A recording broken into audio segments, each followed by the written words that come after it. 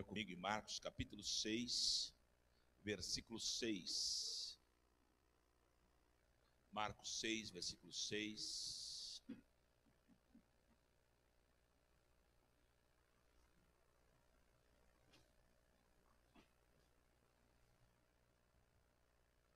A parte A do versículo. O que é a parte A? Às vezes, quando você vai preparar uma mensagem, Deus pode falar com você através de um versículo, Deus pode falar com você através de um capítulo, e você vem trabalhando ele de forma expositiva. Deus pode falar com você através de um tema, e Deus pode falar com você numa parte do versículo, que foi o que aconteceu aqui, tá bom?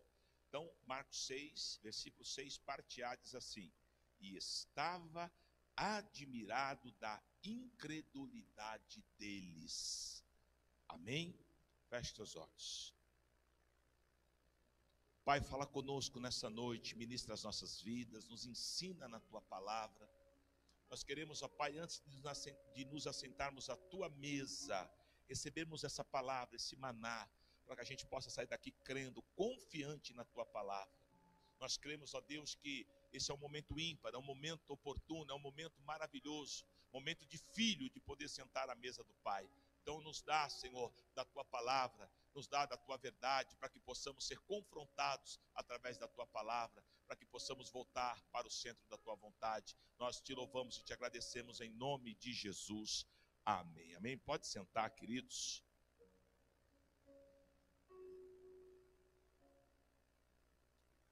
O tema da ministração dessa noite é inimigos da fé. Você sabe que a fé é algo que não é palpável, é algo abstrato, mas que tem um valor assim para quem é crente, para quem é cristão, que você não tem ideia. Ao ponto que o escritor aos Hebreus, no versículo 6 do capítulo 11, ele fala isso, que se nós não tivermos a fé, nós não vamos agradar a Deus. Porque só há uma forma de nós nos conectarmos com Deus, que é através da fé. Amém? É a mesma coisa que eu falar assim para o presbítero Edilson: olha, vem na minha casa, e eu falar para ele, ele fala, eu vou, e aí eu dou o endereço errado, o caminho errado. Talvez numa estrada lá, ao invés de mandar você entrar na primeira, que é a certa, eu mando você entrar na terceira. Você vai se embananar e se vacilar, nem vai chegar na minha casa. A fé é um caminho que nos conduz a Deus. É através da fé, né? Jesus falou, eu sou o caminho, a verdade e a vida. Então eu vou até Jesus, e aí eu e Jesus sentamos no carrinho da fé e vamos até o Pai. Então, por isso que Satanás, ele tenta minar a nossa fé. E o que eu vejo? Que com o passar do tempo, isso é bíblico, a fé, ela vai se esvairindo. As pessoas hoje, elas não têm mais a mesma fé que se tinha antigamente. Vou te provar. Eu ainda peguei o final dessa geração, onde nós íamos às vezes em cruzadas evangelísticas, de ver perna crescer, do cara entrar se arrastando. Mas não é essas curas que a gente vê hoje aí, irmão. Que o cara tá andando assim, aí o cara ora, aí ele sai andando assim, o cara tá curado. Mas onde tá a cura que eu não estou vendo? Estou falando de cura. O camarada chegar com a cadeira de roda, a perna fina, não tem força, e sair andando, e daqui a pouco sair correndo. É essa cura que eu estou te falando. Eu tive o privilégio de acompanhar alguns avivalistas que passaram aqui no Brasil, e até aqui de dentro do Brasil, homens que já morreram, mas que tiveram grande influência aqui no Brasil. Então, a pergunta é, eles eram melhores do que nós? Se o próprio Elias fala que ele não era melhor do que ninguém, que ele era sujeito às mesmas paixões que eu e você, o que então diferencia esses homens de nós? É fé. A Bíblia fala que se eu tiver fé, eu digo a um grão de mostarda, né? Eu digo ao monte, para ele se mover, e ele vai se mover. A minha fé é do tamanho do grão de mostarda. Eu vou falar, monte, passa para lá, e o monte vai passar. De um grão de mostarda. Uma vez eu preguei sobre isso, eu levei na igreja, pastor Fábio, um grão de mostarda. É muito pequenininho, mas é muito pequenininho. Se a minha fé for daquele tamanho, coisas grandes irão acontecer. Agora, qual é o trabalhar do diabo? É minar nossa fé. Então você passa luta, passa dificuldade, você ora, você fala, agora vai. Aí você chega e não vai. E aquilo te abala e você quer parar, você quer ficar. E aí, esse tipo de sentimento impede a ação de Deus. Você sabe que Jesus não fez milagres na sua terra por causa da incredulidade. Aqui nesse versículo que eu acabei de ler, olha a forma como o Senhor se expressa. Ele estava admirado. Ele se admirou. É mais ou menos assim, eu estou aqui, eles estão vendo e eles não creem. Cá para nós, você está aqui na igreja, está congregando, você anda junto e você às vezes não crê. Só que você não entende que isso está desabilitando a tua vida. Irmão, muita coisa acontece nos dias de hoje, por quê? Porque as pessoas, elas não creem na palavra. E por não crer na palavra, elas não se desenvolvem no Senhor, porque a salvação, ela é desenvolvida. Filipenses 1,6, a boa obra que ele começou, ele é fiel em aperfeiçoá-la até a volta dele. Nós estamos em transição. Tem gente que achou que aceitou Jesus, acabou, parou aí, não parou, está só começando. Então a fé é algo que eu tenho que ter, eu tenho que blindar, porque se eu não tomar cuidado, o diabo rouba a minha vida, e aí eu sou um derrotado. Eu vou te provar na Bíblia que quem não tem fé é derrotado. Abra a tua Bíblia aí em 1 João.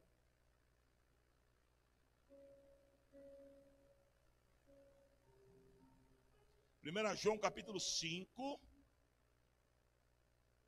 versículo 4. Vamos lá, multimídia. Solta aí para o povo ver aí na tela. Dorme aí não, filho. Eu vou dar um xarabacai daqui, hein? Diz assim, ó. Porque todo que é nascido de Deus vence o mundo. E esta é a vitória que vence o mundo. A nossa fé. Então quem não tem fé já é derrotado por natureza. Não tem gente assim? Quem já teve amigo negativo aqui? Levanta a mão. Meu, isso é ruim demais. Querido, está faltando uma pecinha aqui nessa câmera. Aí ele fala assim, não vai dar certo. Vamos quebrar ela toda, vamos comprar tudo de novo, vamos derrubar a igreja. Tem gente que é assim, irmão. Eu estou com um trinquinho aqui nessa parede, vamos passar uma massa? Não, vamos derrubar a parede, vamos quebrar todos esses ar-condicionados, vamos derrubar o portão. Ou tem aquele que é o hard, né? Vamos ali, não. Vamos evangelizar? Não. Não, nada dá. Sabe o que é isso? São pessoas que não têm fé. Irmão, se eu contar a história dessa igreja, as coisas que nós conquistamos aqui pela fé. Poucas vezes aqui eu fiz algo de alguém chegar na frente e falar, ó, Bispo, qual que é o problema? Qual que é o seu problema? Eu quero comprar essa treliça, é 5 mil, tá aqui, vai lá e compra. Aqui eu vou, compro primeiro, depois eu vou pro arrebento. Porque eu sempre criei, irmão. Eu sempre entendi que Deus não me chamou para ficar numa barca furada, Deus me chamou para dar certo. Tem pessoas aqui que o Espírito Santo está falando comigo que você já poderia ter comprado o seu apartamento. Sabe por que você não comprou? Porque você tem medo. Posso falar uma coisa, você não vai ficar chateado? Você tem 300 mil para pagar à vista um apartamento? Então te resta o quê? Agora é fácil a gente entender. Às vezes eu estou pagando 2.000, 1.500 de aluguel, eu poderia estar pagando 2.000, 1.500 no meu apartamento. Está entendendo como é que é o negócio? Às vezes você fala, não, eu não posso, não vou entrar em dívida. Mas você já está em dívida, você já paga o aluguel, o bendito aluguel. Às vezes você não se posiciona pela falta de fé. E nós precisamos, irmão, deixar Deus trabalhar. Deus tem o melhor para nós, eu tenho que ter fé. Quando eu entreguei a minha vida para Jesus, eu entreguei os dividendos, eu entreguei tudo. Os prós, os contra. Falei, Senhor, rege a minha vida a partir de agora. Se Deus está no controle da minha vida, meu irmão, e eu creio nele, eu não vou entrar numa porta que não esteja aberta. É ele que vai abrir as portas. Mas há uma necessidade de eu acreditar, de eu ter fé. A minha maior experiência com essa questão de fé foi da minha neta, que estava tudo dizendo que iria morrer. Se o médico que cuida está dizendo que vai morrer, o cara estudou para aquilo, como é que eu vou falar que vai viver? Mas nós criamos. Um dia a menina entubada, não sei se eu já contei isso aqui, ela estava entubada, zoada já ia morrer. Mas está lá. A gente estava, fui fazer um passeio com a bispa, a gente quase não sai. Quando sai, fazer um passeio com a bispa, num hotel top, aí a gente ia lá em Santos, né, Guarujá. Aí a gente pisou lá no lugar, toca o telefone à minha filha, ó, a médica falou que já não bastasse a situação, Agora elas fizeram lá um eletro, não sei, e ela está com meningite bacteriana e tem sangue para todo lado no cérebro dela. E aí? Nessa época havia uma mulher que nos ajudava em oração, uma profetisa. E ela havia falado que a minha neta iria escapar, e eu liguei para ela. Que fé, hein? Ô meu filho, eu não sou mulher de brincar não com Deus. O meu Deus falou que a tua neta vai viver. E não vai ter sequela não, viu? E humanamente, é impossível ter uma meningite bacteriana e sair ilesa. Irmãos, você vê um negocinho desse tamanho, um saquinho de osso, não tem orelha, não tem bumbum, não tem nada. Mas quando Deus fala, Deus fala. Quando Deus promete, Ele cumpre. Essa é a nossa fé que vence o mundo. Talvez você está aqui hoje e diante de você está uma circunstância que você diz, não tem saída. Não diga isso não. Porque se ele lá de cima bater o martelo e dizer que tem, tem. Porque o homem vai até onde ele estudou. Mas a partir dali para lá, só quem pode responder é Deus.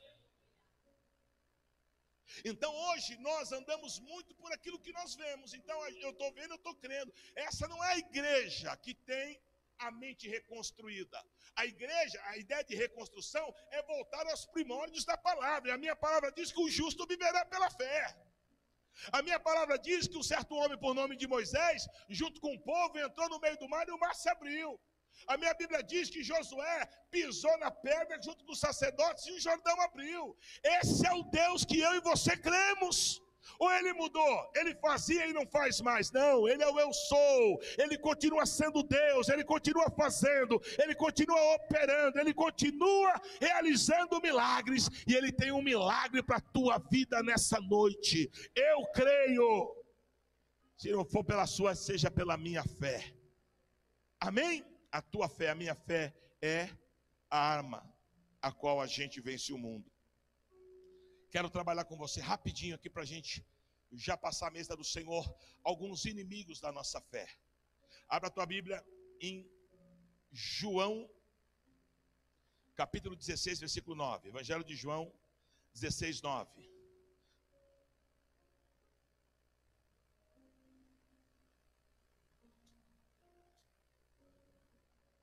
Primeiro inimigo da fé, é óbvio, seria até uma redundância, mas eu peguei um gancho aí que eu queria repartir com vocês, que é a incredulidade. É óbvio, se eu não tenho fé, eu sou incrédulo. Mas, muitos acham que a incredulidade é um sentimento qualquer. Não, a incredulidade é pecado. Diga para o teu irmão, a incredulidade é pecado. O incrédulo está pecando contra Deus, sabia disso? Vou ler aqui para você, João 16... versículo 9. Vou ler o 8 para respaldar o 9. Quando ele vier, convencerá o mundo do pecado, da justiça e do juízo. Agora olha aí, versículo 9. Do pecado, porque não creem em mim. Então quem não crê no Senhor, independente de estar na igreja ou não, está em pecado. Então a incredulidade, além dela me afastar do Senhor, ela traz o peso do pecado sobre a minha vida. Você que não crê, você que está aqui hoje, será que é, será que não é? Desculpa eu te falar, você está em pecado. Então mais do que nunca, reconstrua a tua mente, volte para o centro da vontade de Deus, creia que o Deus poderoso vai restaurar essa área da tua vida, vai restaurar o teu casamento, vai restaurar a tua família, vai restaurar a tua vida profissional. Irmão, 2020 é ano de vitória, amém? Mas é ano de vitória para quem tem a mente reconstruída. Aleluia, imagina você chegando numa casa toda destruída, assolada, ai, coisa ruim, naquele peso, Aí aquela casa passa pelo Lata Velha, lá, sei lá o que é lá do Hulk lá, aí você vai na mesma casa, a casa tá linda e maravilhosa. É isso, a nossa casa precisa ser reformada pelo Senhor. Talvez você entrou aqui incrédulo, apagado. Não, meu irmão, acenda essa luz, a luz, o brilho de Cristo, porque o Senhor está começando um novo tempo na tua vida. 2020 não será como 2019 não, sabe por quê? Porque Deus está restabelecendo a fé da igreja, a fé do povo. Deus vai levantar um povo que crê, confia e que tem foco diante do Senhor. Oh glória! Amém?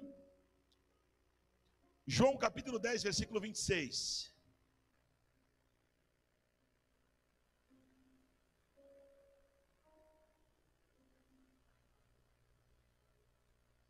João 10, 26. Sabe qual é o problema da incredulidade? É que ela se aloja no coração, sem perceber.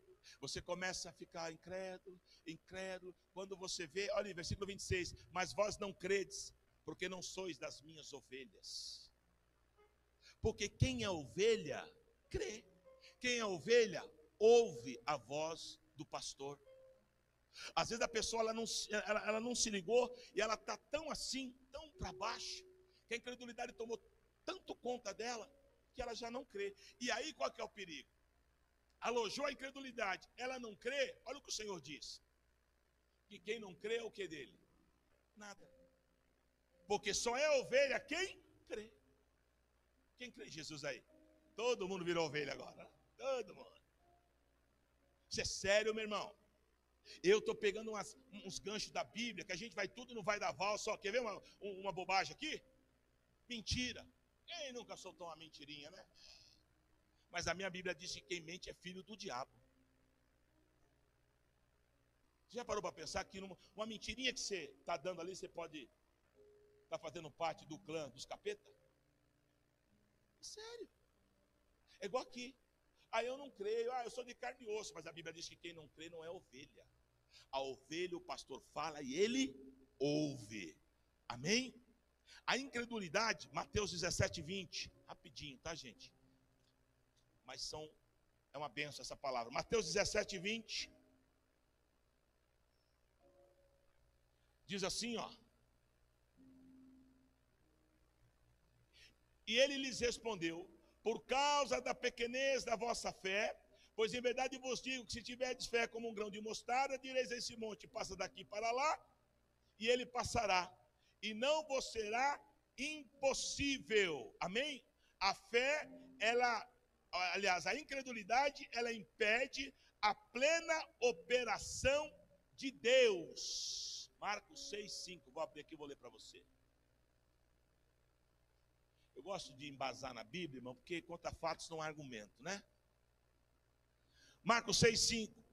Não pôde fazer ali nenhum milagre, se não curar uns poucos enfermos, impondo-lhes as mãos. Quando Jesus chegou em Nazaré, em todo lugar Jesus fazia milagre. Chegou em Nazaré, não aconteceu nada, aconteceu um ou outro milagre. Por quê? Porque a incredulidade, ela impede a plena operação de Deus. Então, se você é incrédulo, Deus quer fazer um milagre na tua casa, na tua família. Eu quero que Deus restaure o meu casamento. Precisa ter fé. Se não tiver fé, eu lá na cachaça, na bagunça, na época das gandaias, e a bispa crendo. E ela crendo. E ela crendo. Se a pessoa tivesse jogado a toalha, eu não estaria aqui hoje. Aliás, eu não estaria nem vivo, eu acho. Mas ela creu.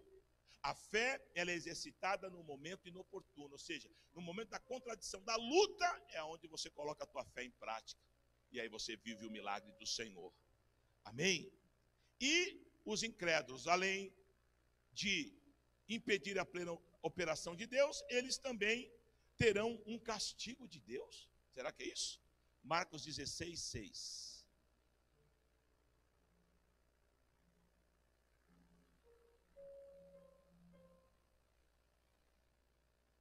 Deixa eu ver se é isso.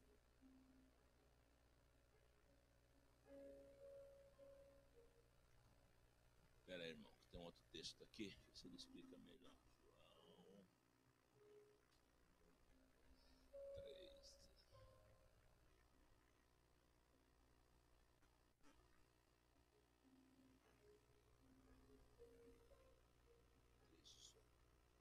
Amém. Eu vou ler o João 3,18, que vai te dar mais respaldo. É com 16 eu teria que explanar mais, mas o meu horário está meio estourado. Vamos em João 3,18, diz assim, ó. Quem nele crê não é julgado. O que não crê já está julgado. Joga na tela isso para mim, filho. Esse é bom. João 3,18. Aí, ó. Quem crê nele não é condenado, mas quem não crê nele já está condenado. Ou seja, a incredulidade, ela recebe o castigo de Deus. Então, o incrédulo, por si só, ele está condenado. Deus me livre, o sangue de Jesus tem poder. Quem quer receber fé aqui nessa noite em nome de Jesus? É sério, irmão. A incredulidade é um dos maiores inimigos da fé. Ela quer que você perca a tua salvação, ela quer que você não fique na posição com Deus, ela não quer que você caminhe com Deus. A incredulidade, ela quer te paralisar, e ela é um pecado. Se livra dela nessa noite em nome de Jesus. Amém? O segundo inimigo da fé, além da incredulidade, Mateus 14, 31, diz assim, ó. É que eu peguei vários textos, irmãos, mas a gente está meio estourado no horário. Mateus 14, 31.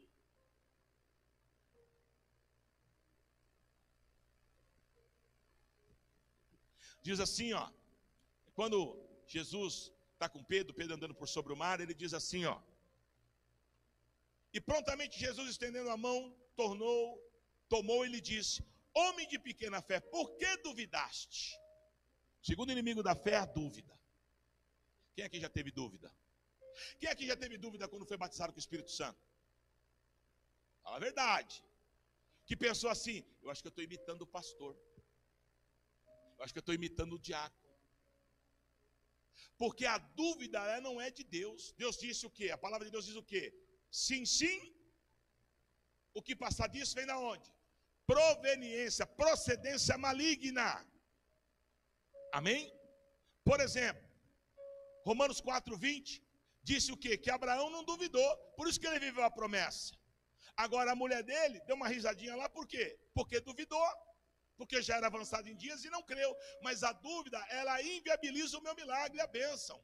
O Abraão viveu o milagre por quê? Porque ele não duvidou.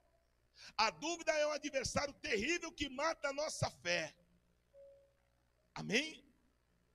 E a Bíblia diz o quê? Se creres, verás a glória de Deus. Então diga assim: eu rejeito toda dúvida da minha vida, em nome de Jesus. Amém? Terceiro inimigo da fé, a desconfiança. Lá, anota aí, ó, João 20, capítulo 20, versículo 25, fala de Tomé.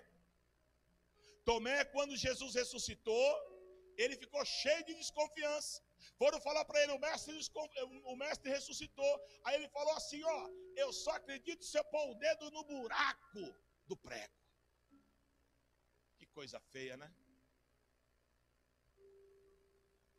Está assim de gente na igreja, irmão, que só crê se pôr a mão no buraco. Mas o Senhor está te libertando dessa desconfiança em nome de Jesus, porque o nosso Redentor vive, igreja. Vocês precisam aprender a ter experiências com Deus. Diga assim: eu lanço fora toda desconfiança em nome de Jesus. Amém? Glória a Deus. Infelizmente eu vejo até uma transferência desse mover de Tomé há muitos dentro das igrejas nos dias de hoje. Muita gente desconfiando daquilo que Deus pode fazer, mas Ele continua sendo Deus. Amém? E por fim, o quarto inimigo da fé. Tinha mais 8 aqui, irmão, mas vou parar por aqui por causa do horário. Quarto inimigo da fé. Vamos abrir lá em João capítulo 14.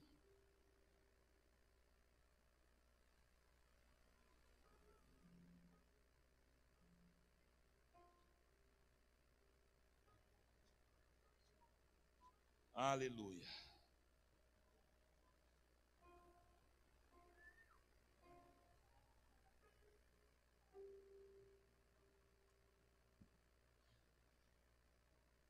João capítulo 14, versículo 1 diz assim: não se turbe o vosso coração, credes em Deus e crede também em mim.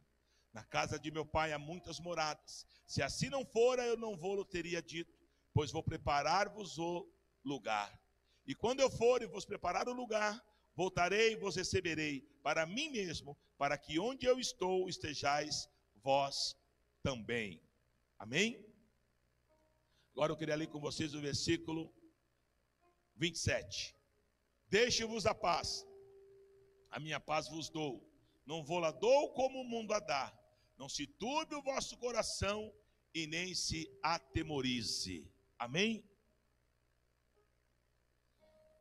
Na quinta-feira eu fui no cardiologista, eu falei aqui isso na sexta. Foi na quinta que eu fui? Na quarta-feira, eu falei aqui no culto. E uma das coisas assim que Deus usou aquele cardiologista para falar comigo, e foi uma experiência tremenda, que a gente ficou muito tempo conversando, foi essa questão do medo. E ele falou, e é uma verdade, a nossa geração é uma geração que tem medo. Medo por N coisas. Aqui o Senhor está trabalhando um seguinte assunto com os discípulos, a questão do medo, do porvir. Porque todo mundo fala que quer ser salvo, mas ninguém quer ir para a glória. Alguém quer ir para a glória aí? Vocês não querem ir para a glória? Você vê como a nossa fé destoa? O que Paulo fala? Hã? Isso aí. Olha a cabeça de Paulo. Ele falou que o morrer é lucro e o viver é Cristo. A pergunta é, alguém quer morrer aqui? Sabe por quê? Porque todos nós temos medo da morte. Mas o que Jesus está dizendo aqui para eles? Ei, vocês estão apavorados por quê? Primeiro, eu já tenho um lugar preparado para vocês. Escuta, igreja. Irmão, quer queira, quer não, é hoje ou amanhã, daqui 100 anos, daqui 10 dias, não sei. Mas um dia vai cantar a nossa ceia. E uma coisa boa que precisamos entender, que há um lugar preparado para nós. E como que eu alcanço esse lugar? Pela fé. Pela fé no Filho do Homem. Amém? Segunda coisa que o Senhor trabalha aqui com eles, é a fé e a convicção que o Senhor está com eles. Que o Senhor guarda eles. E o tremendo, que um dia o Senhor voltaria para buscá-los. É óbvio que eles já foram, mas um dia o Senhor virá nos buscar, não sei se nós, os nossos filhos, netos, mas um dia Ele voltará com poder e grande glória, e a nossa fé tem que estar latente, crendo que um dia Ele virá ao som da trombeta do arcanjo Miguel, e todo joelho vai se dobrar e toda língua vai confessar que Ele, Jesus, é o Senhor. Geração medrosa. Quem aqui não tem medo de nada? Levanta a mão. Ninguém. Todos nós temos áreas. E o pior, são áreas de ação do diabo. Sabia? O diabo, ele é um ser milenário, irmão. Ele não é onisciente, mas ele sabe, por caras e bocas, por jeito, perfil de pessoa, e ele vai ali, aonde tem ali a ferida, e ele fica cutucando, ele fica marcando, ele fica... Mas o que o Senhor quer falar conosco, que nós precisamos crer. Muitas pessoas leem a história de Pedro, e às vezes até falam mal de Pedro, mas Pedro negou Jesus por quê? Medo. Porque Pedro, por ser um judeu, conhecia bem a lei que levava para o madeiro. E a forma de morte que era muito dolorida. Então Pedro teve medo, ao contrário de Judas. Judas foi por sacanagem mesmo, foi por causa do dinheiro. Agora, Pedro não. Por isso que Pedro alcançou a misericórdia, porque Pedro, ele negou porque ele teve medo. O medo quase trouxe um transtorno para Pedro ao ponto dele perder a salvação dele. Olha como o medo é um inimigo da fé. E outra, meu irmão, é só a gente parar. Um pouco antes, Jesus falou o que para ele? Pedro, Satanás me pediu para te peneirar. É como se Deus falasse, Pedro, está tudo no meu controle. Não tenha medo, não temas. Mas ele temeu. A palavra não temas, ela tem centenas de vezes na Bíblia. Porque o Senhor quer que nós creiamos nele. Eu fecho meu sermão falando algo aqui para você, querido. Eu sei que tem pessoas aqui passando luta na casa, luta financeira, luta espiritual, mas uma coisa é certa, continue crendo, porque se está difícil com ele no barco, muito pior ficará sem ele no barco. Amém? Uma coisa é certa, barco que Jesus está, se ele estiver acordado, ele vai repreender a fúria de Satanás, e você vai passar em meio à tempestade a seco. Deus não vai permitir que Satanás toque a tua casa, toque a tua família. Mas para isso é necessário você acreditar. Então levanta a tua mão direita e diga assim comigo, em nome de Jesus. Eu venço esses 4 inimigos da fé. Eu venço a incredulidade, porque eu não quero pecar contra o meu Deus. Eu venço a dúvida. Eu venço a desconfiança. E eu venço o medo. E eu declaro que a partir de agora, eu buscarei no Senhor a fé, porque a fé é um dom, é um presente de Deus, e eu preciso desse presente na minha vida. em nome de Jesus. Amém, meu irmão? Saia daqui hoje entendendo que se você não crê, não adianta o seu esforço. Se você não crê, não adianta a tua luta. Se você não crê, não adianta. Então nós temos aqui, várias coisas para a gente viver em 2020. Mas, se não houver fé, nós vamos ficar patinando. Mas se houver fé, a gente vai fazer. Quando Deus me deu a palavra para a gente abrir igreja, eu vou falar algo aqui para você. Humanamente eu falava, como? Primeira igreja que a gente abriu, a gente gastou 50 mil reais. Quando eu parei para ver, pastor Fábio, eu falei, endoidei. Não dá para mim não, isso aí não. A gente já abriu 5, se não me engano. Tem mais 3 pontos de pregação. E estamos aí, tudo pela fé. Fala, mas Bispo, o senhor tem um caixa, o senhor se programa. Não, a única caixa que tem aqui é a minha cabeça. Só. E a fé. E o coração é o caixa. Mas até hoje o Senhor não nos deixou em vergonha, porque Ele honra a nossa fé. Amém? Eu estou com o cardiologista na cabeça, que Deus usou tanto aquele homem para falar comigo. Eu falei, meu Deus, mas que negócio. É Deus, irmão. Deus usa até o cardiologista. Quando você não escuta, não está entendendo, então Ele manda o cardiologista. Do nada o cara falou assim para mim, cadê aquela fé que você tinha quando você era jovem? Eu lembrei que a gente não tinha nada na igreja. Eu ia e saía, os meus obreiros ficavam doidos. Os pastores falavam, esse bicho está louco. Você está doido? Você está entendendo que na igreja entra 5 mil por mês e você está gastando 20? Eu sei, mas eu acredito que Deus vai fazer. E do nada, e realmente hoje eu sou bem mais pé no chão, até a gente vai pegando mais experiência, mas é como se Deus me balançasse, meu. Precisa de fé naquela igreja. Precisa continuar crescendo, desenvolvendo, fazendo, porque quem faz sou eu, o Deus Todo-Poderoso. E assim é na tua casa e na tua família, meu irmão. Amém? Levanta as tuas mãos, deixa eu liberar uma palavra aqui. Até o final do ano, muitos daqueles que falaram que não têm o seu bem próprio, Deus vai te abrir a porta e você vai comprar a tua casa. Aqueles que têm sonho de carro vão comprar o seu carro. Deus irá fazer, Ele vai intervir, você vai fazer a tua parte, vai crer e Deus vai operar em nome de Jesus. Amém? Chamar à existência aquilo que não existe. Diga assim, eu sou um provocador de milagres. Você imagina que o sol pode parar? Parou. Josué orou e o sol parou. Aleluia. É a fé que move montanhas, a fé que faz maravilhas. Só para a gente fechar aqui e passar a mesa, eu tive o privilégio de ler a biografia do Paul Chu. E muitos não sabem, mas o Paul Chu começou hoje o que é a maior igreja do mundo, com uma lona de um exército americano, uma lona velha que estava jogada lá, com os timbres do exército americano. E ele montou aquela lona para pregar para uma meia dúzia lá, e chovia mais dentro do que fora, uma pobreza. Ele sofria de tuberculose, ele tinha uma tuberculose crônica, que não se curava, e médico que não curava, médico que não curava. E muitas vezes em dia de culto ele não tinha força para ir para pregar, porque ele estava fraco, com febre. A história dele é tremenda. Mas uma das coisas que me chama a atenção na biografia do Paul Chu é que a fé dele sempre foi inabalável. Agora, a fé é algo que tem que ser também alimentado.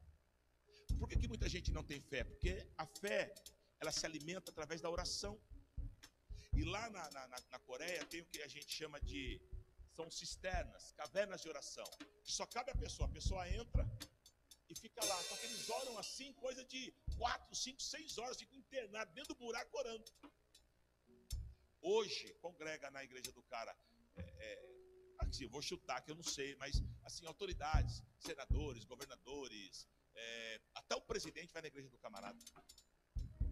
A fé daquele homem, hoje ele é curado e tal, mas a fé que ele teve em meio a tantos percalços fez com que ele chegasse aonde ele chegou. Então, se ele chegou, eu também posso, você também pode. Não necessariamente naquilo que Deus deu para ele, porque é a porção dele, mas o que eu quero que você entenda que Deus tem poder para fazer na tua vida. Eu não sei qual é o teu projeto. O projeto dele era ter uma igreja que verdadeiramente fosse bênção para a nação dele, que é uma nação totalmente pagã. Era, né? Que hoje é um dos maiores países evangélicos do mundo, mas naquela época era uma guerra. E não tinha carro, o meio de transporte era bicicleta.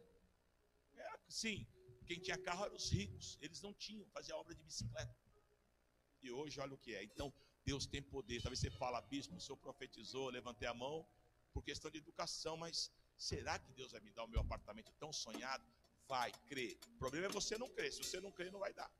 Mas se você crer, escuta o que eu estou dizendo, que até o final do ano nós vamos ter testemunhos aqui de compras de casa, de apartamento, de carro, porque Deus irá fazer na tua vida em nome de Jesus. Amém? Feche seus olhos, curva a tua cabeça.